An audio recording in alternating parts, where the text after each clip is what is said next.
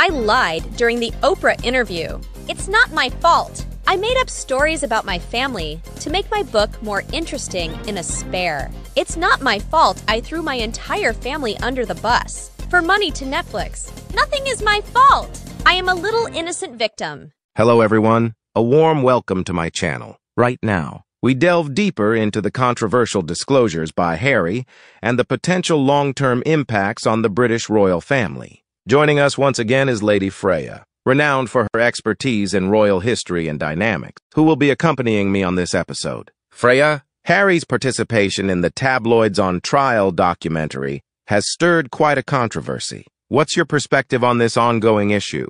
It's indeed a pivotal moment, not just for the prince, but for the royal family as a whole. Harry's decision to publicly discuss internal matters is unprecedented in many ways. His actions, while perhaps intended to shed light on genuine concerns regarding media intrusion, seem to be perpetuating a cycle of discord and public scrutiny that the royal family typically avoids. Honestly, it's quite disheartening to see this unfold so publicly. Harry's decision to air what he calls dirty laundry not only goes against the royal family's ethos of maintaining a stoic public face, but also seems to be causing deep familial rifts. Therefore, it certainly could be a turning point, and perhaps a necessary one. The royal family, while steeped in tradition, is not immune to the forces of modernization that have reshaped other institutions. Indeed. And this isn't the first time Harry has been outspoken about his struggles with the media and his place within the royal structure. Do you think this approach is justified, or does it cross a line?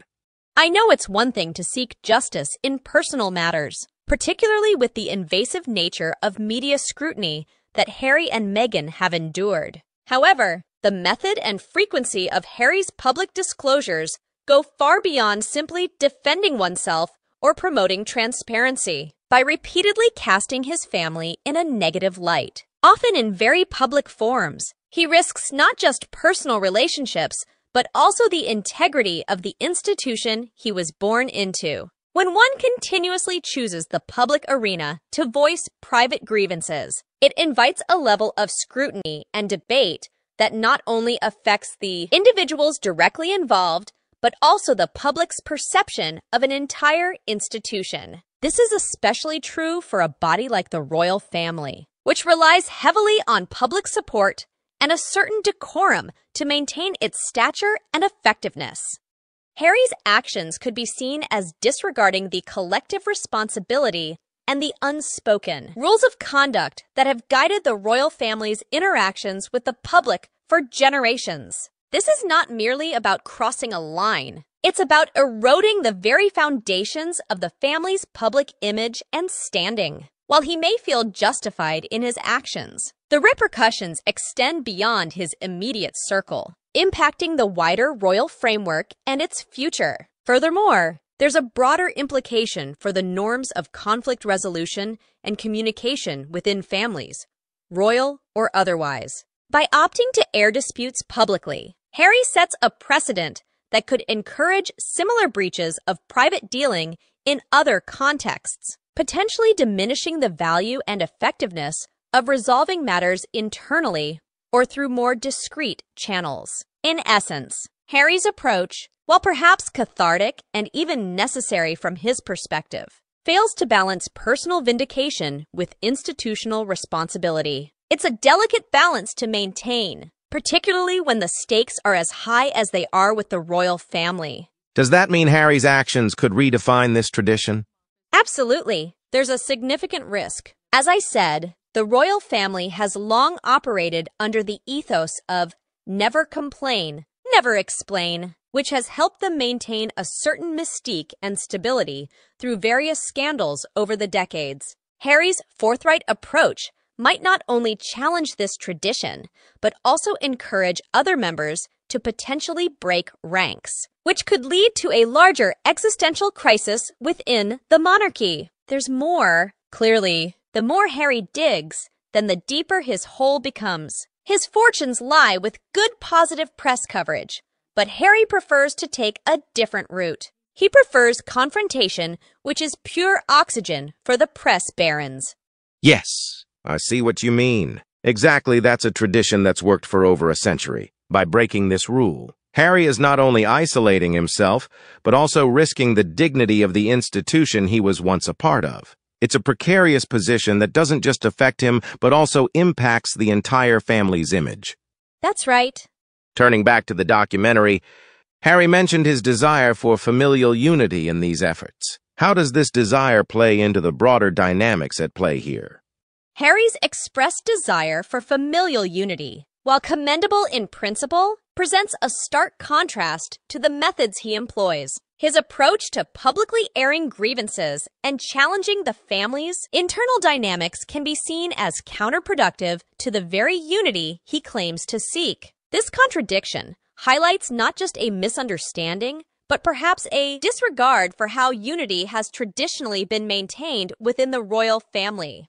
By choosing to vocalize his disputes so publicly and in such a confrontational manner, I don't know if it was intentional or not, but Harry perpetuates division rather than fostering the reconciliation he speaks of.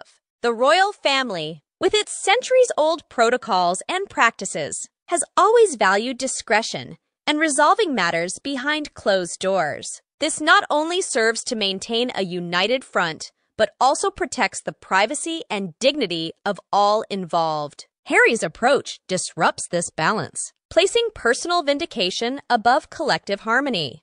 Additionally, this situation calls into question the role of public sympathy in personal family disputes. By making these issues public, Harry invites outside opinions and scrutiny, which can skew the family dynamics and influence the resolution process based on public perception rather than genuine familial reconciliation. It turns private family matters into public spectacles, where the focus shifts from solving the problem to managing public relations.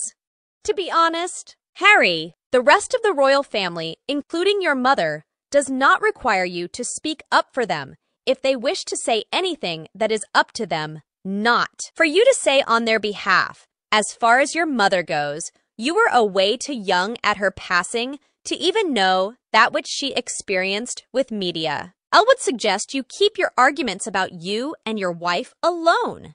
And how has the public reaction been to all of this? Do you think there's a shift in how people view the monarchy because of these revelations? Have you changed your views on the monarchy because of these revelations, Adam? After what Harry and his evil wife did, I know what kind of person Harry is. I have always had faith in the monarchy, King Charles and Prince William. Well, I think the majority of the public thinks like that. They will not be easily swayed and influenced by Harry's actions or words. I think the majority of the public sees this as an unnecessary disclosure of private matters that should be dealt with internally, which they feel undermines the stability and prestige of the monarchy. So it is clear that in this story, Harry cannot avoid responsibility for what he has caused to the royal family. More or less, his words have affected the image and reputation of the royal family. Do you think he is capable of taking responsibility? And he is not a thinking person. I think he would rather deny it all. It's not my fault. I lied during the Oprah interview. It's not my fault. I made up stories about my family to make my book more interesting in a spare. It's not my fault I threw my entire family under the bus for money to Netflix. Nothing is my fault. I am a little innocent victim. Harry never responded for hitting the photographers, nor for the insults he said to the journalists he had called to promote some friends' nightclubs. And Harry forgets that he could hardly sue the press for many things because they were true. If he had behaved appropriately, he would have saved himself a lot of trouble. But he always believed that the British royal family and their friends would cover up his actions. And he was wrong! Harry will never stop airing his supposed dirty laundry with regards to the royal. I don't know about anyone else, but it is long past time that any title that remains is taken away. He didn't want to be a royal, so he departed and decided to tell everyone his side of his story. It is a blessing that William was born first, because the end of the monarchy would start its descent with a king such as Harry. He cannot and will not be trusted until his dying day, and be thankful that William is next in line as king. And if his dad refuses to remove all titles from that whole family, then we will just have to wait for William, who has much more courage.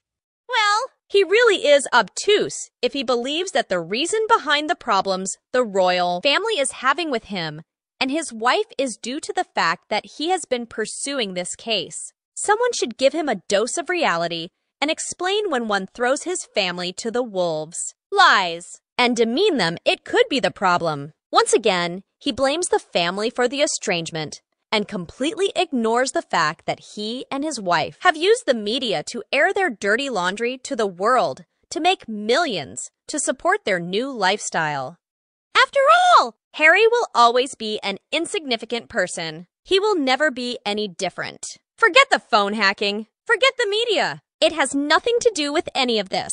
It is because he was born the spare, and his jealousy of William will always be the key. For someone who rallies on about the security and protection of his family, doesn't it seem odd that when the beautiful Catherine does anything, the pair of them make sure they do something to bring the attention back to them? Taxpayers should never have to pay for someone who turned their back on their family, and then to add insult to injury, spewed out lies about his family for the world to see. To say he wishes the rift was over, hindsight is 100%.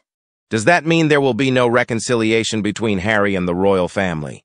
I think so. It is very unlikely. Maybe King Charles will be moved, but William will not. The UK people are the same. They will never forgive or allow Harry to come back. King Charles is the king. He must put the wishes of the people and the greater good first. If he forgives Harry, who knows what will happen? It is very dangerous, so it is very unlikely. Thank you so much for sharing today. I hope we will always work together in such a good way. Now we have to say goodbye to our audience. Goodbye and see you again. Don't forget to support us by liking, sharing, and subscribing to the channel. Thank you very much. Goodbye and see you again.